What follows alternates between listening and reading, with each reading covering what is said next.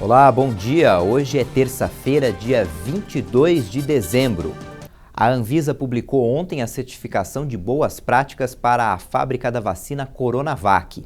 Uma equipe da Anvisa e de observadores do Instituto Butantan viajou à China para inspecionar a produção da vacina da farmacêutica Sinovac. Segundo a nota publicada no Diário Oficial, o Instituto Butantan enviou o plano de ação para a Anvisa na semana passada. O certificado da fábrica tem validade de 2 anos e é um dos pré-requisitos, tanto para o processo de registro da vacina no Brasil, quanto para um eventual pedido de autorização para uso emergencial. De acordo com o Ministério da Saúde, o Brasil ultrapassou as 187 mil mortes por Covid-19 e a média de casos confirmados nos últimos 7 dias foi a maior desde o início da pandemia no Brasil. O Brasil registrou mais 527 mortes por Covid-19 em 24 horas e o total chegou a 187.291 vítimas. Também foram confirmados mais 25.019 casos de um dia para o outro, chegando a mais de 7.263.000 diagnósticos da doença. A média móvel de mortes em 7 dias no Brasil chegou a 778 óbitos por dia. O número está acima de 500 já há 24 dias seguidos. Já a média de casos confirmados no período foi a maior desde o início da pandemia no Brasil. A alta é de 16,82% em comparação com 14 dias atrás e está em 48.068 novos diagnósticos diários. Nesse momento, 14 estados continuam registrando alta: Acre, Alagoas, Ceará, Espírito Santo, Mato Grosso do Sul, Minas Gerais, Pará, Paraíba, Paraná, Rio Grande do Norte, Rio de Janeiro, Rondônia e Sergipe. Outras 11 unidades da federação não tiveram grandes variações e apontam estabilidade: Amapá, Amazonas, Bahia, Distrito Federal, Maranhão, Pernambuco, Piauí, Rio Grande do Sul, Santa Catarina, São Paulo e Roraima. E 2 estados seguem apresentando queda: Goiás e Tocantins.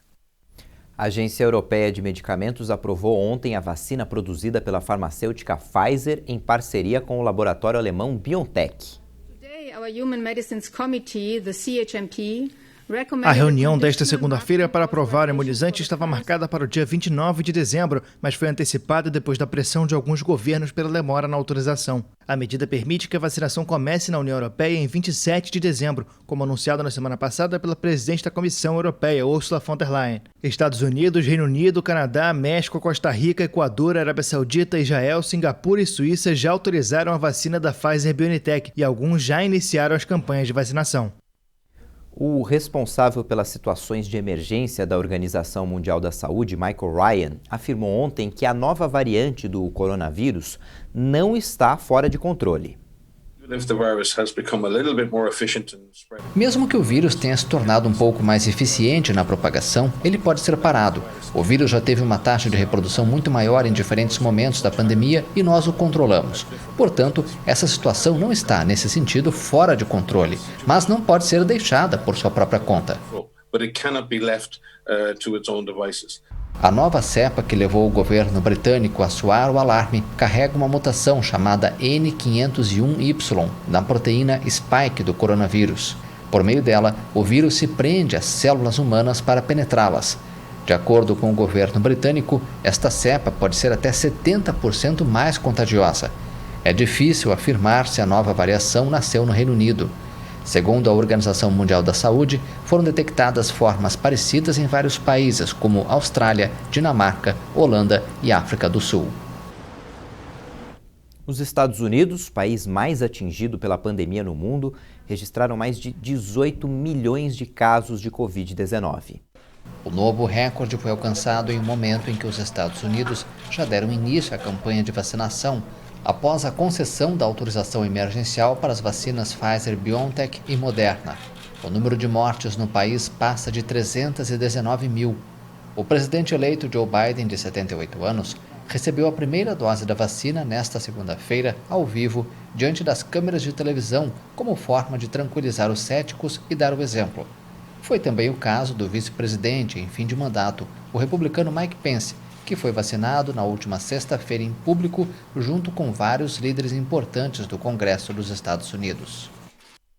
A nova variação do coronavírus, que a gente citou agora há pouco, fez com que diversos países fechassem as portas para o Reino Unido, onde o vírus tem circulado. Muito mais infecciosa que a primeira onda, a segunda onda de contágios e mortes na Europa derrubou bolsas de valores em todo o mundo. Autoridades agora buscam implantar medidas para evitar a propagação do vírus. No mundo todo, 77.432.000 pessoas já foram contaminadas pelo novo coronavírus. Segundo o levantamento da Universidade Johns Hopkins, cerca de 1.704.000 pessoas morreram. E em todo o mundo, quase 44 milhões. Quase 43.700.000 pessoas já se curaram da Covid-19. A Câmara dos Deputados aprovou ontem a criação da Política Nacional de Pagamento por Serviços Ambientais. Os deputados se apressam para concluir a votação de outros projetos importantes, como a definição dos candidatos à presidência da Casa. A sessão começou obstruída e com 24 itens na pauta, sendo 14 projetos e 10 pedidos de urgência. O objetivo era impedir a discussão de projetos sem acordo. Nós do PL estamos estranhando muito a sua posição de querer votar atropelando votações que, na verdade, foram obstruídas pela oposição durante o ano todo. E Vossa Excelência resolveu, no final do ano, tentando resolver a questão da presidência da Câmara e envolvendo em votações que não houve discussão com a liderança, não houve discussão na casa, não passou pelas comissões. Mesmo com as obstruções, foi aprovado o pedido de urgência da votação do projeto que estende até 31 de dezembro de 2021 o prazo para que instituições filantrópicas da área da saúde peçam a renovação da certificação de entidade beneficente apenas com a declaração do gestor local do SUS. Na sequência, os deputados discutiram o projeto que altera a Política Nacional de Pagamentos por Serviços Ambientais. Também estavam na pauta as propostas que tratam do superendividamento dos consumidores e a eleição da Comissão Representativa do Congresso Nacional durante o recesso. Uma extensa agenda para limpar a pauta de 2020 na última semana de trabalho do ano. A disputa agora é pela presidência da Câmara. Rodrigo Maia não poderá concorrer. Após a decisão do Supremo, que vetou a possibilidade de reeleição, o presidente da Casa construiu um grande bloco unindo vários partidos capitaneado pelo Democratas. O nome que irá representar o bloco ainda não foi definido, segue em construção, mas deve ser divulgado antes do recesso. Dessa semana, certamente, nós teremos as definições necessárias. O deputado escolhido irá disputar o comando da Casa com Arthur Lira, do Progressistas, defendido por aliados do governo na Câmara. A eleição só ocorre em fevereiro, quando começar o novo ano legislativo. O presidente Rodrigo Maia voltou a defender a suspensão do recesso ou o retorno do trabalho na Câmara em janeiro, mas disse acreditar ser inviável. Dependeria de uma decisão coletiva da Câmara e do Senado. Não me dá a impressão que o governo tem interesse de estimular o debate no Congresso de janeiro. Do meu ponto de vista, vai ser um grande erro, né? O Supremo já tomou a decisão, parte do Supremo. Acho que a Câmara e o Senado deveriam. Nós vamos ter aí um mês de janeiro, do meu ponto de vista, muito difícil, do ponto de vista social e econômico e também do ponto de vista da saúde, né, do crescimento dos casos de Covid-19. Mas a vontade sempre precisa ser coletiva das duas casas e organizar uma pauta com o governo. A Procuradoria-Geral da República vai recorrer da decisão do Supremo que anulou uma expressão da lei da ficha limpa. A lei estabelece que uma pessoa só pode concorrer a um cargo 8 anos depois de uma sentença estabelecida pela Justiça. Mas o ministro Cássio Nunes, do STF, deu uma sentença a uma ação do PDT que faz toda a diferença. O período de inelegibilidade seria de 8 anos e só, não importando se o provável candidato ainda não acertou as contas com a Justiça. O apelo da Procuradoria ao julgamento do ministro do STF, ainda em caráter liminar, vai ser julgado pelo presidente do Supremo, Luiz Fux. Ainda falando do STF, o Supremo Tribunal Federal decidiu que a TR, ou taxa referencial de juros, não deve mais ser utilizada para corrigir dívidas trabalhistas. Segundo o STF, a taxa não repõe as perdas inflacionárias. É bom para quem deve, é ruim para quem espera a solução de um caso. Isso porque faz 3 anos que a TR está fixada em 0%. A decisão tomada pelo Supremo Tribunal Federal, antes de entrar em recesso, foi a seguinte: enquanto o Congresso não faz uma lei para corrigir esta falha da legislação, quando houver uma disputa na Justiça Trabalhista, o juiz deverá utilizar 2 indicadores, dependendo da fase da ação. Ou a taxa Selic, que reflete os juros básicos da economia e atualmente está em 2%, ou o IPCA especial, que só no mês passado variou 3,13%. Em São Paulo, a última semana foi muito quente. Quem saiu de casa agora cedinho já sentiu a diferença na temperatura, já refrescou, né? Vamos ver como é que fica a previsão do tempo para todo o país. Nesta terça-feira, uma frente fria se desloca lentamente pela costa do Sudeste e provoca muita chuva sobre a região.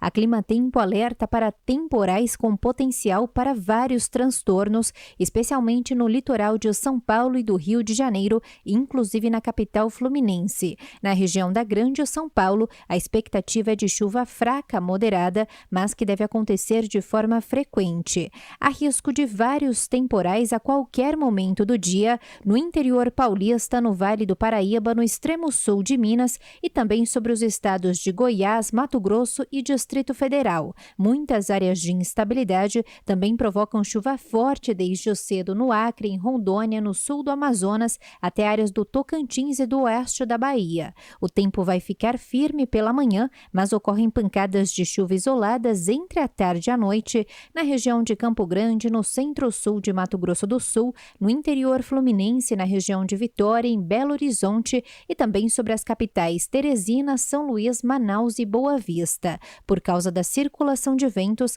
a chuva será passageira no sul da Bahia e entre as capitais João Pessoa e Natal. O tempo fica firme apenas em áreas do interior do Nordeste, nas capitais Salvador, Aracaju, Maceió e Fortaleza e também sobre grande parte da região sul, inclusive nas capitais Porto Alegre e Florianópolis. Já na região de Curitiba, apesar do céu encoberto, a expectativa é apenas para chuva fraca.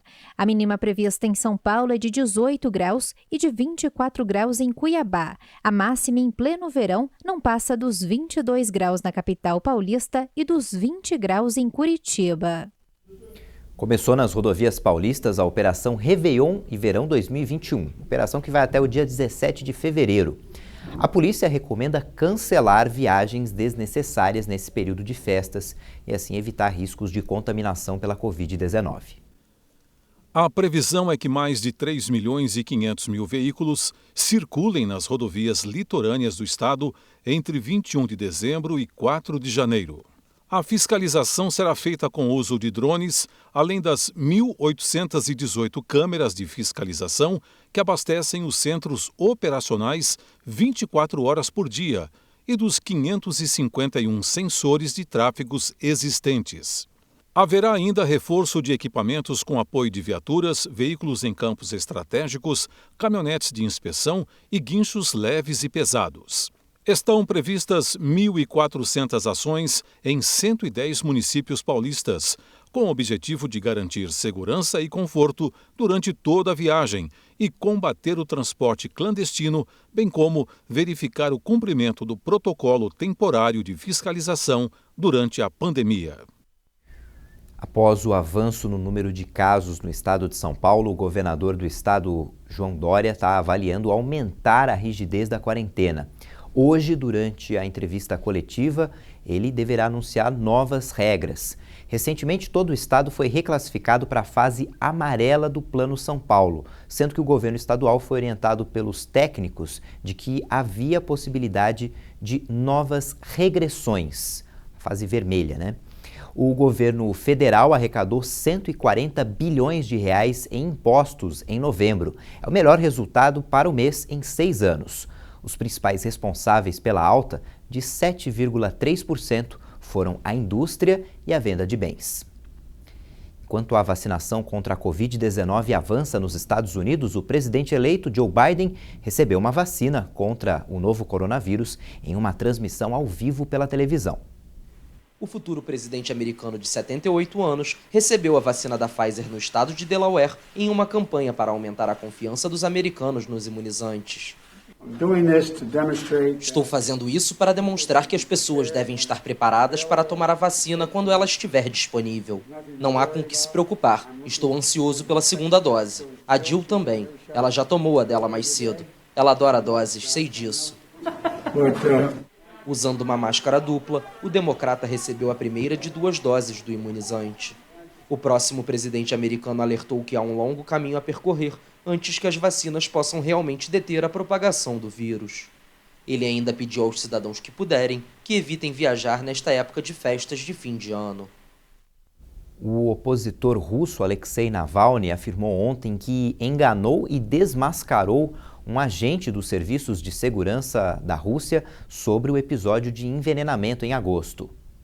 Um vídeo publicado no blog de Navalny traz uma suposta conversa em que o opositor conseguiria se passar por um oficial do Conselho de Segurança russo, considerado próximo ao presidente Vladimir Putin.